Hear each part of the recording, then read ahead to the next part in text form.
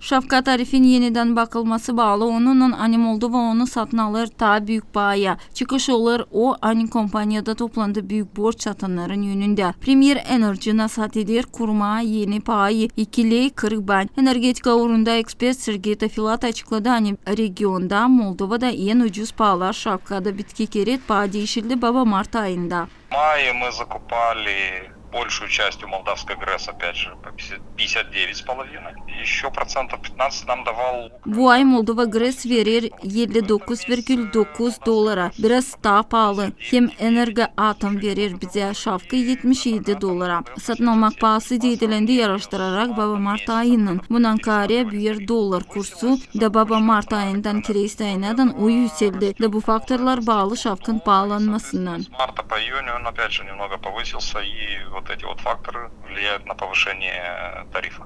Regionun yaşayanlarını şah pahasının yükselmesi sevindirmiyor.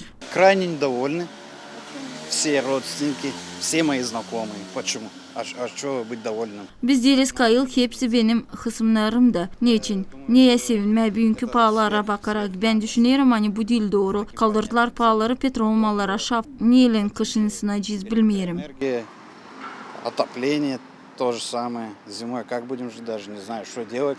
Если поднимают цены на свет, Kaldırırlar payı şafka. Ben düşünüyorum öyle de zor. Ben öderdim 250 lira şafk için. Bugün ödedim 600 lira. Nice düşünürsünüz? Kazanç parası 100.000 lira. Var nice mi kaldırma payı? поднимать цены.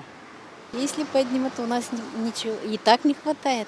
У нас все на лекарства идет. Öyle de yetişmiyor. Hepsi gider ilaçlara, yemek mallarına. Bilmiyorum. Biz bir ayda öderiz koşullar için 1000 lira. Pensiyada 2000 lira. Пенсия 2000. А продукты? Кушать, лекарства. Конечно, нельзя повысить. Ne lazım kaldırma payı şafka zeri yok neyle ödeme. Bizde pek küçük pensiya. Категорически против. Dilim kayıl zeri öyle de hepsi pahalı. Koy gözletsinler içindeki politikaya da sokulmasınlar başka işlere. Зарплата минимальная. Как можно на 2,5 тысяч жить? Kazanç parası küçük, nice varınca 2,5 bine yaşama. Bu değil doğru. Bunu düşünmeden yapıyorlar. Onlar düşünmüyorlar bizi ne kadar insan işlemiyor. Сколько людей не работает, а сколько детей?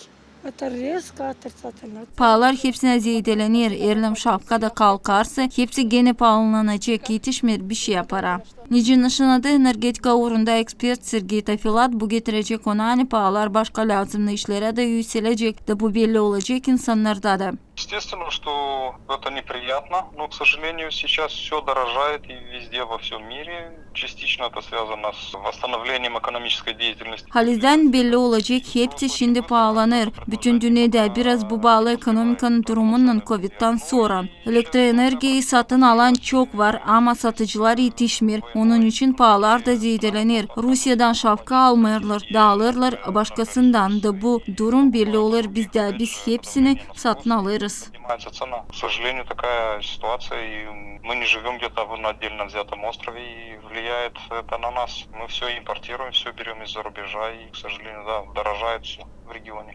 Energetika uğrunda agentvasında var 5 gün ki şafkın payın yükselmesi için kararı kabul etme. Premier Enerji Kompanyası verir elektroenerjiyi 920 yaşamak yerlerin yaşayanlarına. Devletin merkez hemülün tarafında. Nişanıcı sanitarif gaza hepele kaldırıldı. Ondan sonra Moldova Gaz Kurumu danıştı agentvoya. Zineda Kancer, Grigori Stavilov, Alexey Gerçugörtü haberler.